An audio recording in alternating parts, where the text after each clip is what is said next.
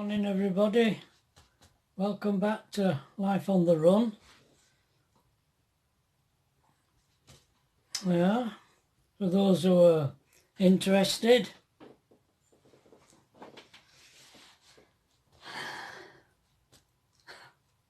well, by about 2001,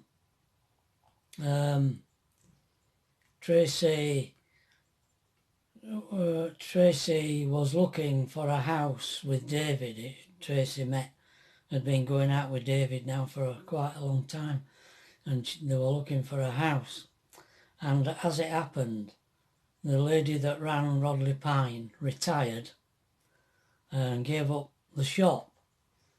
So I asked Tracey, I said, put to Tracey a proposition that I bought those two houses in Rodley for £1,000 each, and I'd lived in them 11 years and rented them for nigh on 15, I think.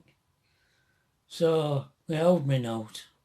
So I said to Tracey if she wanted, she could have them for what I paid for them, £2,000. And she said she did. I mean, they wanted sorting out, but I had no idea what they would do to these places. Because, yeah, they bought them for £2,000, and David just absolutely gutted them. One at a time. Whereas I had joined them both up to run the gallery and the piano shop, Tracey decided to divide them back into two, and she had a hell of a job. I mean, she re-roofed them again. It would take me too long to go into what they did to this place. But it took David 15 years of working Saturdays and Sundays. His dad helped him. They did one side first, and then rented it out, and then lived in this side while they were doing it. I mean, they were living in here with no windows in at one time. I think they lived in it for 3 months with no windows in, just boarded up, no daylight at all. Absolutely went to town on it.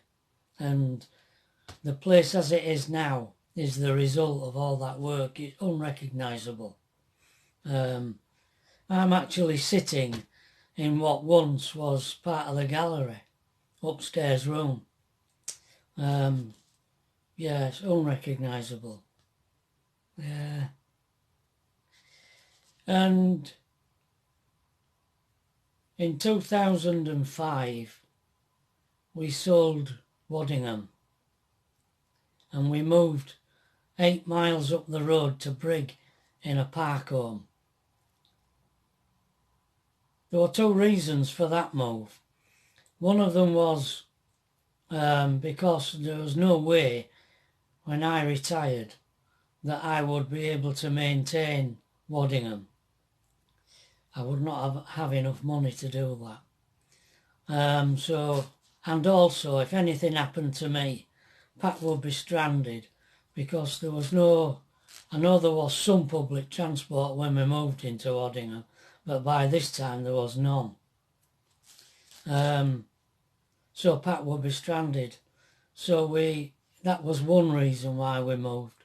And another reason was for me to escape religion altogether. And that's what we did.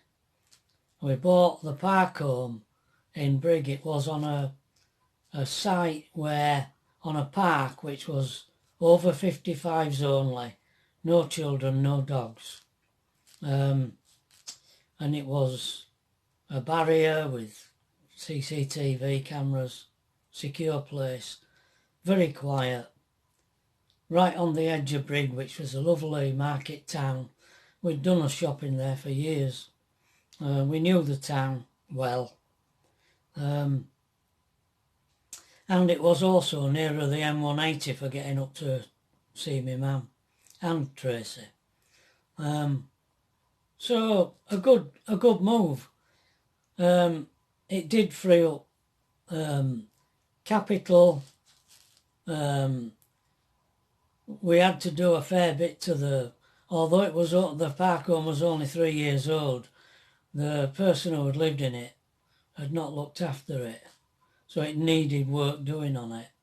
And I built a decking and sorted the garden out and did all sorts to make it look nice. I'll put a picture up of it here for you to see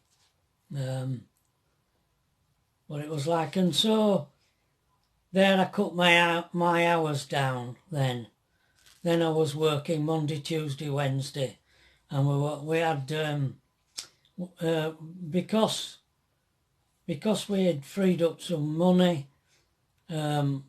We got rid of the old Astral Scout. It was just scrap, and we bought. Well, we started off with a tent, but moved up to a folding camper, and started going off from Thursday through to Sunday in a folding camper. We started off with a little folding camper and then moved up to the Rolls-Royce of folding campers. Absolutely superb thing it was. I don't even know if I've got any photos of it. I'll have a look and see if I can dig them out. And then eventually we moved up to a Bailey Ranger, second hand, you know, because there was too much work involved in putting up and taking down a folding camper. So we moved up onto a caravan. I bought a car to pull it with, and well, I was working Monday, Tuesday, Wednesday. We were going off Thursday, Friday, Saturday, coming back Sunday. And yeah, it was okay. I no longer involved in anything religious from that point on. And life seemed very nice. I'll try and remember things from this era and get some photographs for you. The caravan in a storage yard was really handy. It was just 5-minute, 10-minute walk from the parking brig, which was really handy. Retired. She was 55 by then. I continued tuning, just 2 a day. That's all I did. Started at 9 and finished at 3:30. I never had any involvement with social media during this period, neither on Facebook or YouTube. It never entered my head. What I did get involved in is ski electric. I built a track in the shed. I had a shed in the garden and built this ski electric track. Like a model, quite big. It was interesting for a while.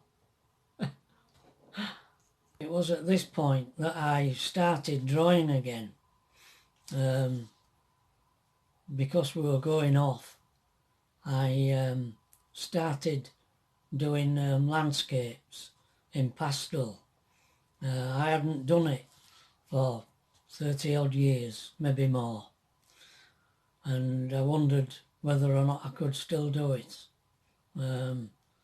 So yes, that's when I started back drawing again.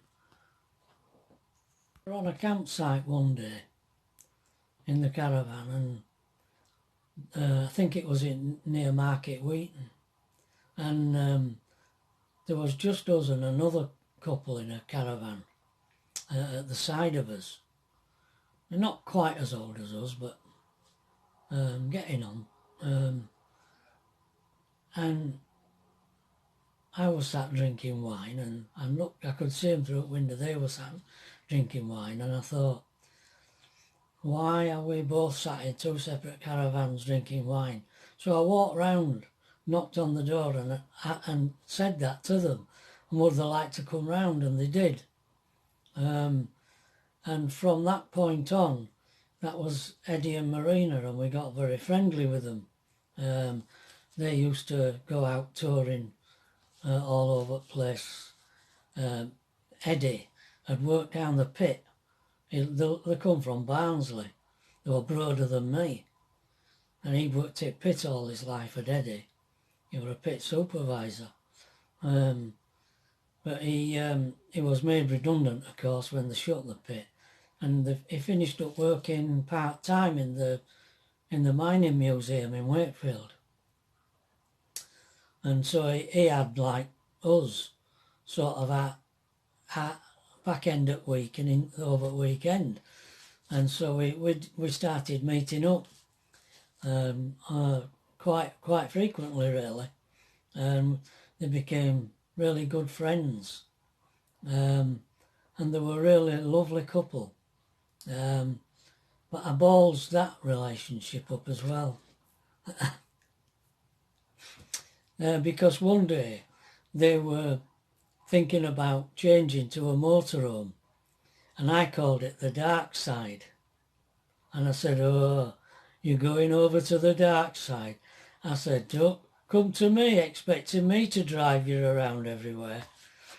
And I don't know whether I had any influence on them, but they never did buy a camper van. And they did have, he did, what can I say? Well,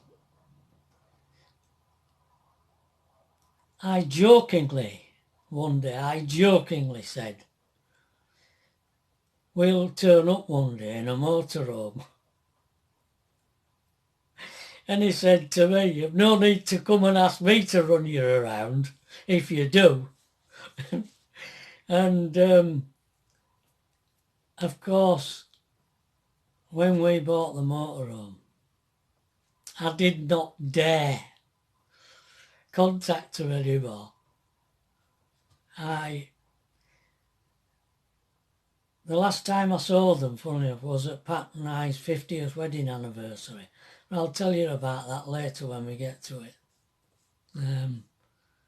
Yeah, I do miss Eddie and Marina. They were a great couple. Yeah. I think that's the only people we befriended when we were motorhoming. Very much keep us sends to Pat and I. Although, I don't know, I don't feel as though I'm an unfriendly person, but who knows? I don't know.